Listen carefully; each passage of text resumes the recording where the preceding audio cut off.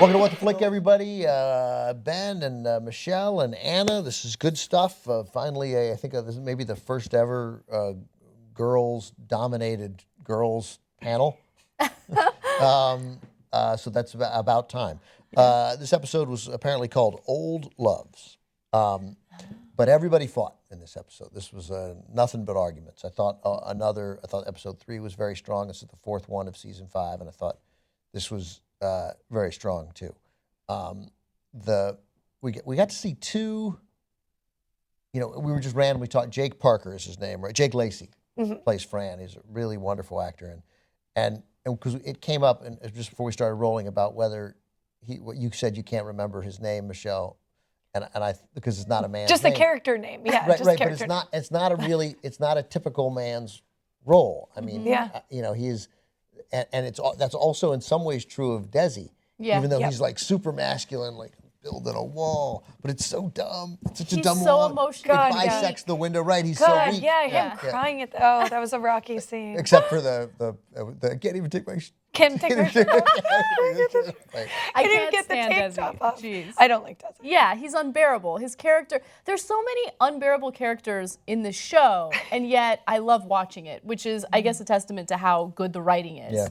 I think Marnie was unbearable in this episode, as she is in a lot of episodes. I think Hannah was incredibly irresponsible in this episode in terms of what she does with education. What? Which Really? gets under my skin. You didn't agree with her? I kind of agree with her. Oh, with the creativity thing? Well, yeah. If you tell them you're not going to judge on it, then you can't judge on it. No, I agree with you on that. I think that it's important to, really get the students to think creatively and not be too held down by grammatical stuff, although grammatical things are important to focus on too. I was talking about her exchange with Fran. Oh, yeah. With the student there. God, that was awkward. But that was on both of them. They were both wildly unprofessional in that situation. But that poor little girl standing there, and they're like fighting, and she finds out they're dating. I was like, whoa. She's like, you brought this up. You'll see it through to the end. And the girl's like, well, I got to get to chemistry. That girl's scarred for life.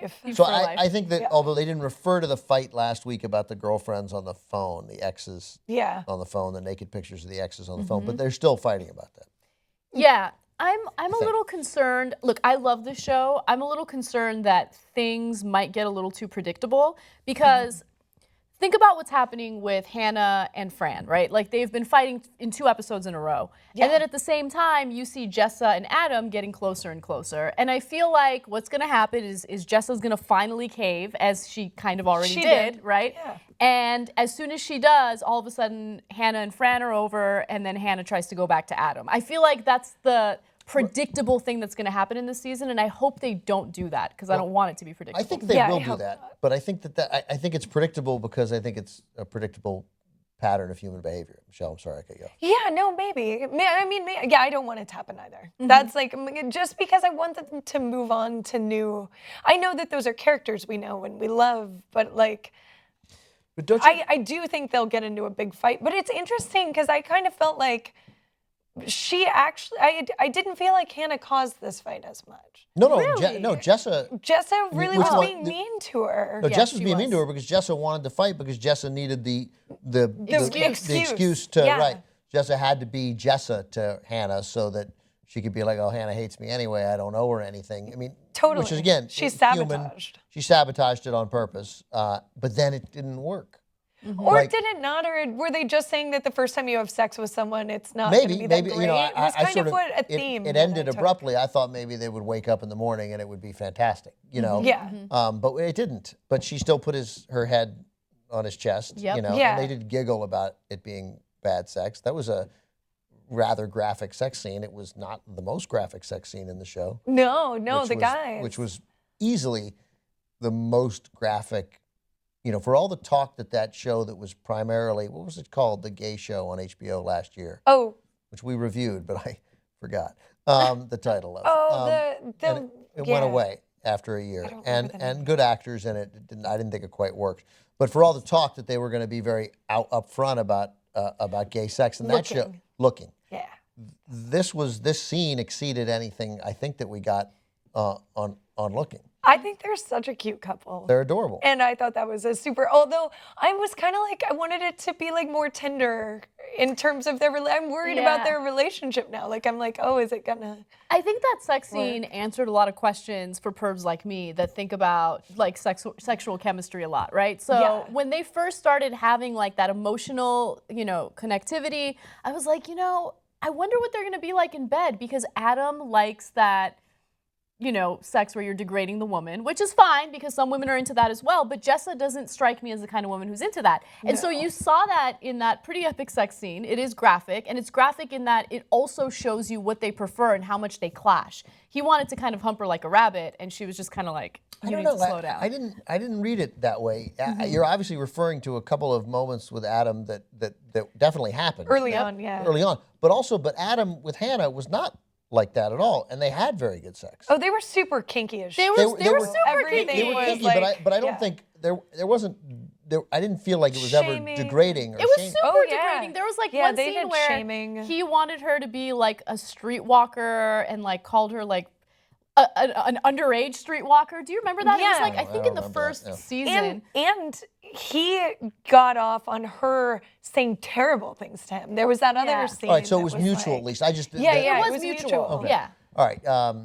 Okay. Well, I didn't. Then I'm not remembering it the same way, and I'm sure not remembering it correctly because that's how I work. But they did seem to enjoy it. I would say Yeah, it was they- really they- sex that they both, they had fun sex. And then there was that scene where, you know, he had a girl that he was dating like crawl to him before sex. Yep. And I think he like ejaculated No, on that her. one, no question. Yeah, all of Yeah. that stuff. So I don't know. I'm just really curious to see how it plays out. It seems like Jessa is willing to kind of put the sex thing on the back burner, especially with putting her head on his chest. And she just seems like she's really into him. So I don't know. Yeah, they are. They're clearly connected. I mean, they should be together. It makes sense. They have a very real connection. They care about each other. And this is a thing about like that I don't, there's a, guys have standards of behavior. I mean, guys who are moderately emotionally adjusted have standards of behavior which are inexcusable to cross. Like a man, and this says a lot about, I guess it says a lot about me, but it also says, I think, a lot about most men.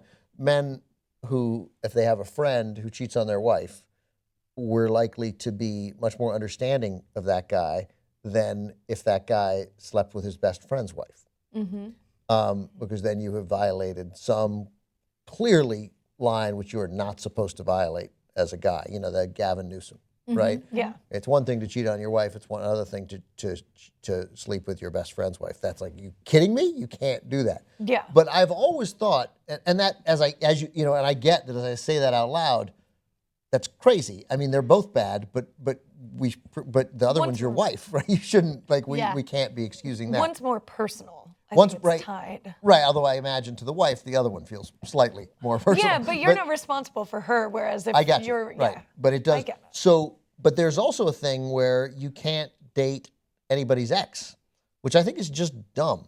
I think it is. Is there? It depends on the relationship, right? Yeah, So but I like as an ex-wife. ironclad rule, though, I think it's dumb. Well, I had a conversation about this with my best friend, and surprisingly, she brought it up, making it kind of seem like she would be okay with people dating her ex or whatever. And then I brought up a particularly tumultuous relationship that she had for several years. And I was like, what would you do if you found out that I all of a sudden started dating this guy? And she was like, yeah. And then I thought about it in my context. I was with someone for 7 years, and I was like, what would I do if I found out my best friend was now dating this guy that I was with for 7 years? I mean, it just would get very messy. If I briefly dated them, if it was a short period of time and not a serious relationship, then I feel like my standard is totally different. Exactly. Than if it's a long-term, especially if you lived together or you had anything like that. I think you guys are emotional weird. cripples. Like if you're, but both, because, and I say that. Don't hold back. I'm kidding, but the fact is, both of you are in, without knowing specifics, you both are in very healthy relationships with people you love, right? Yeah. I know both of the gentlemen involved, and they're both really good guys. So if an ex of yours were involved in a relationship, I feel like you guys, with a friend of yours, I feel like you have to be like, hey, look, I found mine. I am not allowed to get in the way. of anybody else's, because part of what may have brought them, it's so hard to find a meaningful connection. And maybe the meaningful connection was you. Maybe that's what started it. Maybe that's what connected them in the first place. Hopefully positive things about Right. it. Well, and if their relationship is going to succeed, it obviously has to move beyond. Yeah. We both know Anna, right? Yeah, right. of I mean, course. but I just think it's never happened to me, so easy for me to say. But there are still a lot. A close friend of mine dated a girl for a long time. He got married. They broke up. He got married. He had kids. 7 years later, the girl moves to a city where the friend of mine lives. And they knew each other back then. And they're like, oh, my God, I can't believe you live here. Jesus, that's amazing. Let's go. Da, da, da, da. And they'd hung out a lot in New York when the other couple existed. And they got married and they have kids. That first guy won't talk to him. Oh, really? See, I talk to him. don't feel like doesn't that. That surprise wouldn't me. be. Now, they I went. wouldn't The do first that. couple had been together like 4 or 5 years. It was a serious Yeah, thing. But I don't know. I'd like to celebrate the fact that I'm an emotional cripple. Like, I just, especially when it comes to my friends, like, I don't know. There's a certain level of loyalty that I think gets violated when someone who's very close to you all of a sudden starts dating someone that you were with for years. Okay, well, I hear you. And clearly people feel that way, and the people aren't crazy. So I get it. I just think we should at least be open to the fact that, okay, they probably didn't set out to. Like, the thing of it is, if you see it with Jessa and Adam, so, like, they didn't seek it out. They weren't unpleasant about it. They didn't sneak around about it. They legitimately, because of whatever circumstances in their lives, found themselves really caring about each other in a meaningful way. You think it's cool for Hannah to get in the way of that? To me, it's the time frame. Yeah. So to me, like what you described, I actually wouldn't have a problem with. And also, if Hannah was married, or what you're describing, you know what I mean? Like if the situation was She's living with one Fran, person is. right? Sort of, I guess. Sort of, but they're new in their relationship. Yeah. And we know it may not go there. And they're all still right around each other, a part of each other's lives, and so young.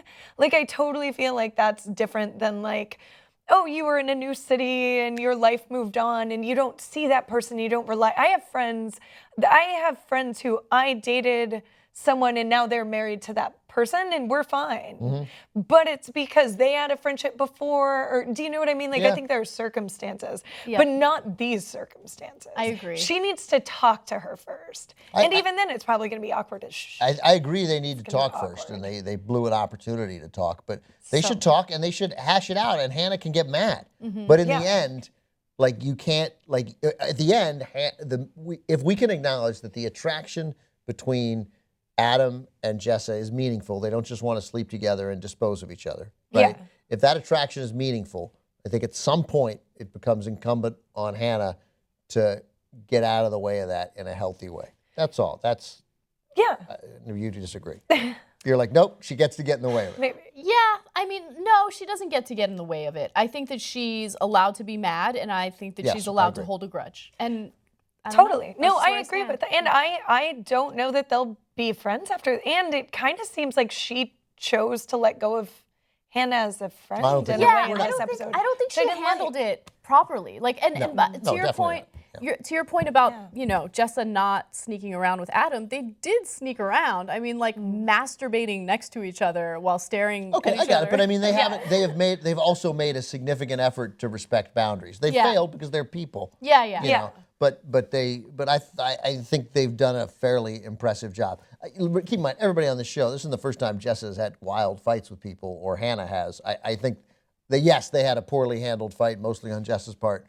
I don't think we're done with them fighting and figuring this out. It's a process. Oh, go ahead. It's just kind of remarkable how they can be insanely cruel to each other and then make up like that. It was because, like, Marnie being with someone more dysfunctional than she is unquestionably helps her. Like, she actually recognized something, when she had that moment of, wait, I'm getting in the way of him. And, like, I thought Marnie was okay, although I thought she was okay in the last episode until you reminded me that she said Ecuador. Yeah. I just feel like they are causing each other pain that's probably unnecessary for relationships that probably won't be long term. Yeah. I guess that's my view, is like a girl who's had friends who've been in these types of situations, like, they're so young right now, man. They're probably not going to end up with these people. Is it worth it? Right. That's true. Yeah. Of Is it course, worth but it? you can't convince the young people of that, though. Because they don't know at the time. They don't know. Yeah. Yeah, that's hindsight is 2020. And also, I mean, their friendships might not like stand the test of time when you really think about it. Like a lot of people end up getting married, and your friends just kind of drop off from the face of the earth. Sure, So, yeah. All right, good stuff. Good stuff. Way better when girls participate. Well, first of all, conversations are better when women participate in them. Life is better, but particularly this show. So I don't feel like such an idiot. Thank you. God bless. See you next time.